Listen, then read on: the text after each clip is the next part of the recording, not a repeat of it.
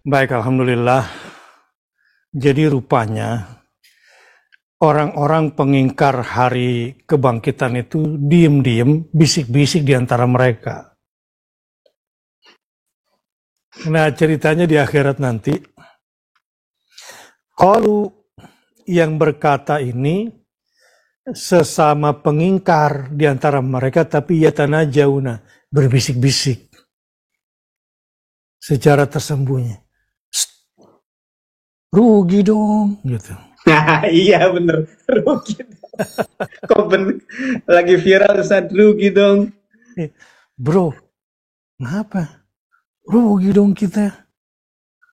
Ya juga sih. Kalau yang diomongin sama Nabi si Muhammad itu benar, waduh, gimana nih? Emang kira-kira benar apa enggak sih? Itu dia kayaknya benar deh. Waduh. Nah, gimana kita udah terlanjur bilang ingkar? Nah, ini kelompok-kelompok ingkar nih ya. Kelompok-kelompok ingkar itu sebetulnya diam-diam itu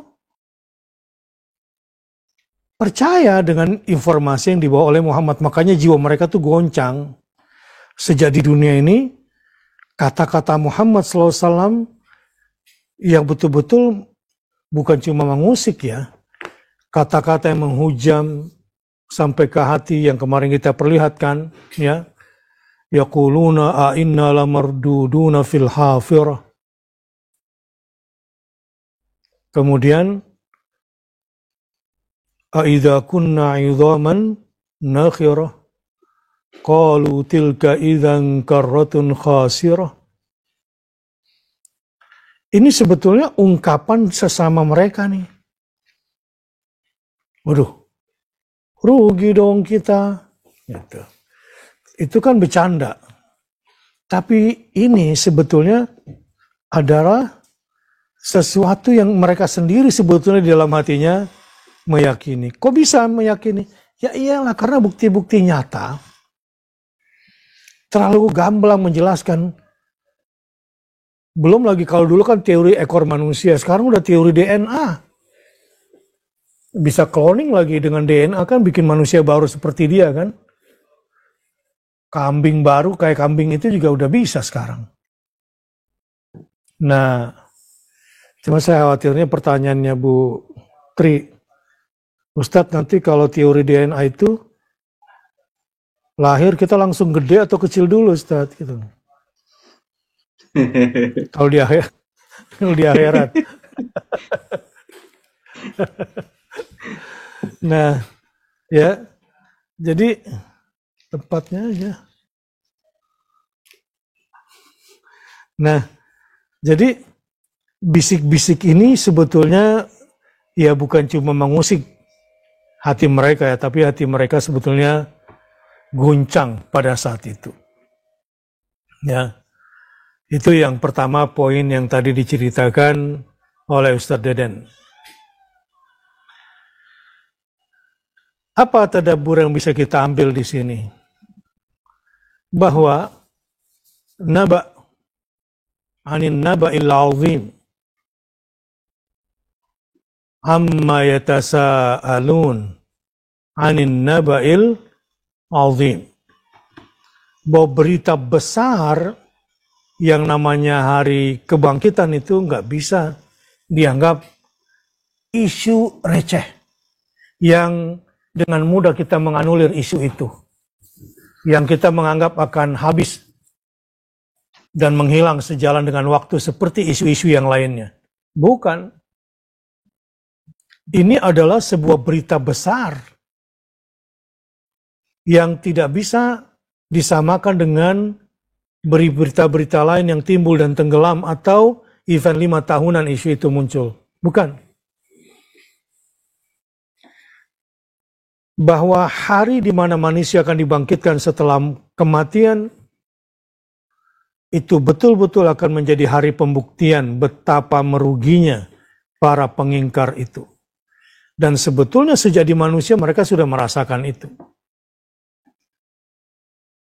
Taruhlah misalnya keyakinan mereka belum sampai akhirat, tetapi orang-orang yakin tentang akan adanya akhirat, visi mereka kan berarti kan jauh ya.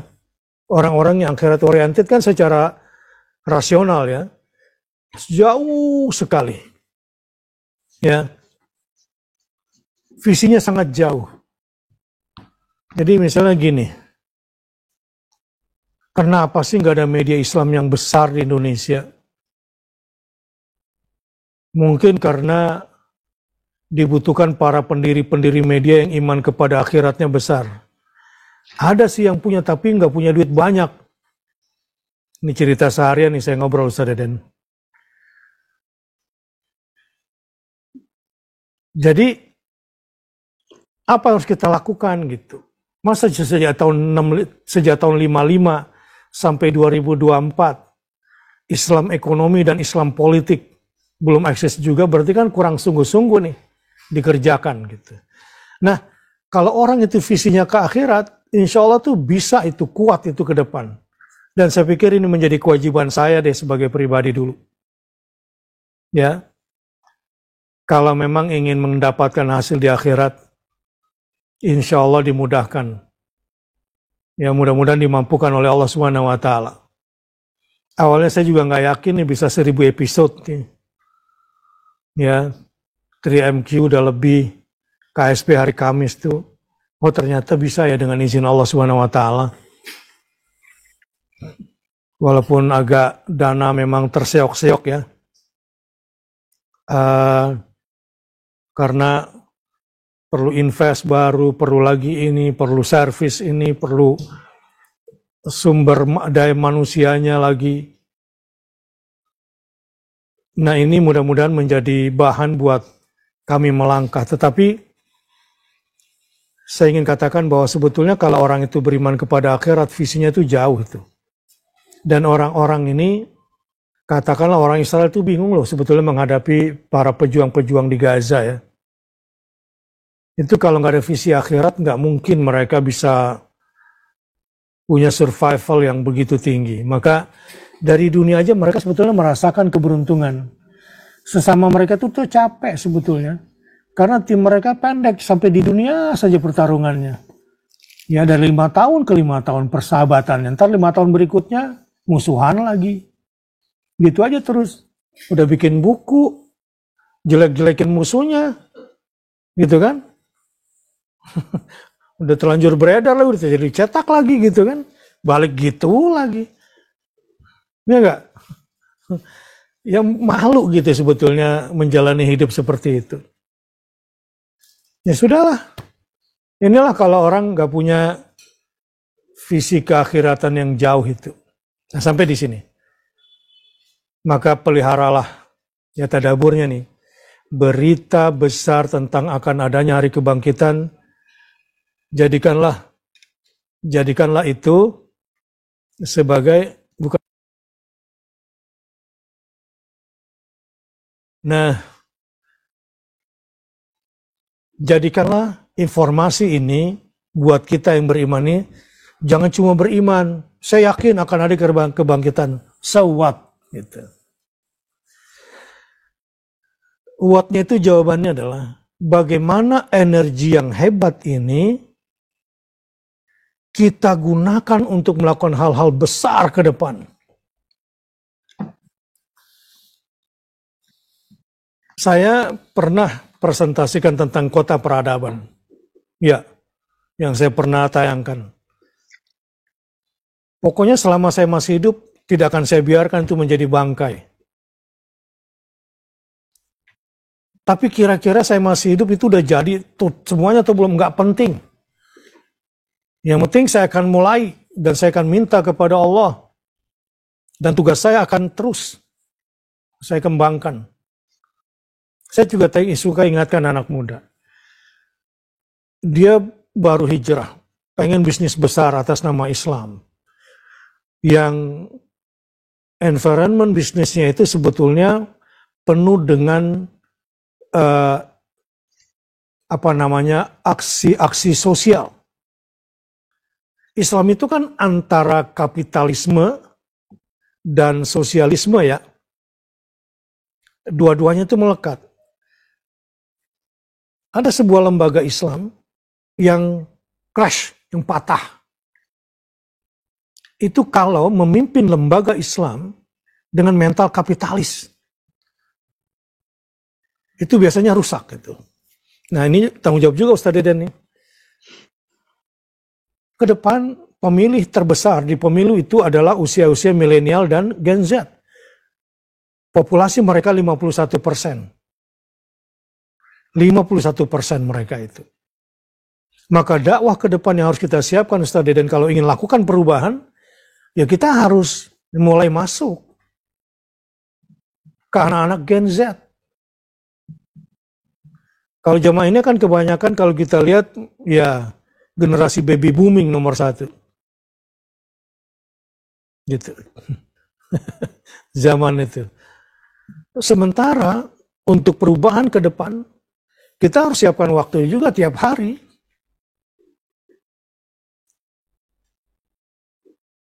Kalau perlu 1000 hari, kita siapin Ustaz Deden.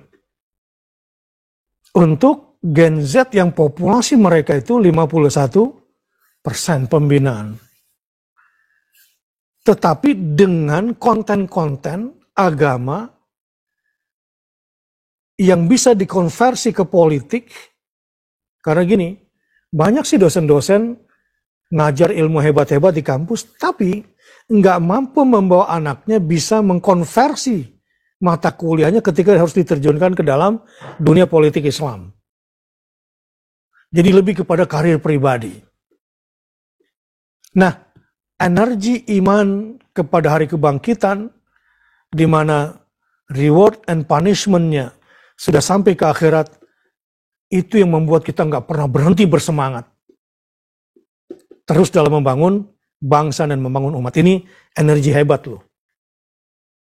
Makanya generasi muda yang sadar akan kematian dan dekat dengan kematian dan dia siap mati dan selalu ingat mati dan yakin akan ada hari akhirat, anak pemuda seperti ini keren. Jadi kalau nonton film, ada seorang pejuang Islam, kemudian ditangkap, disiksa, dengan siksaan yang keras, dia nggak merasa ngeri dan nggak merasa takut menjadi pejuang Islam dengan semua resikonya. Bahkan dia menawarkan dirinya, bunuh saya segera. Bunuh saya segera kalau kamu laki-laki. Begitu dia. Dia lebih menantang. Kematian adalah sesuatu yang dia rindukan di jalan kebenaran. Dan dia yakin bahwa pengadilan yang teradil nanti, bahwa kemenangan diukur bukan standar duniawi, tapi standar hari kebangkitan di akhirat nanti. Dia tidak akan pernah berhenti bekerja. Nah, apalagi melihat kekafiran. Ya, kalau Islam tidak dipegang oleh pribadi-pribadi yang konsisten dan kuat iman kepada hari kebangkitan, memang lemah. La haula wala quwwata illa billah. Mudah-mudahan energi yang sekarang kita miliki di sisa usia, kita didik anak-anak generasi baru kita. Di Indonesia ini sebetulnya banyak ormas Islam. Sebut aja nama yang besar-besar, punya anggota, yang punya di 2 cabang di 20 provinsi. Kalau diajak ngomong agama, oke. Tapi ketika dikonversi ke politik, no. Itu udah salah setup dari awal memang. Ada nggak kayak gitu, Ustaz Deden? Banyak? Banyak, Ustaz. Banyak. Jadi perlu penyegaran organisasi dakwah Islam sekarang. Di mana konten-konten dakwahnya yang memang available untuk dikonversi menjadi sebuah suara yang bernilai elektoral. Lihat, gara-gara coba di pesantren kalau ditanya, ayo Pak Kiai kita perjuangkan politik Islam, jangan bicara politik. Giliran dikasih duit, santrinya 1 juta satu orang, berapa tuh kiainya? Terima. Bahkan didoakan Ustaz Deden. Semoga yang memberikan ini diberkahi hartanya, diberkahi jabatannya, dan semoga penerima uang ini juga mendapatkan manfaat dan keberkahan dari penerimanya. Udah gitu Ustaz Deden.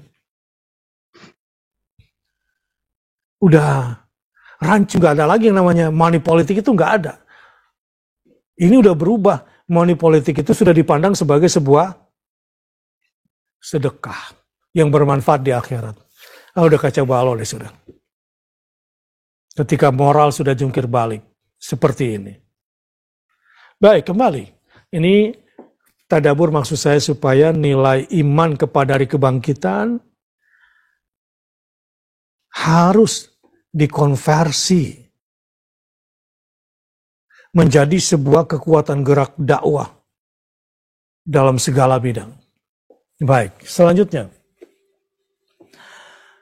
Bahwa orang-orang kita lihat begitu kuat secara duniawi, ini orang-orang sebetulnya orang-orang yang lelah. Kenapa lelah? Dia tahu dia bakal rugi di akhirat. Dan kerja dia sepenuh hati di dunia juga sebetulnya dibarengi dengan beban psikis yang tidak ringan.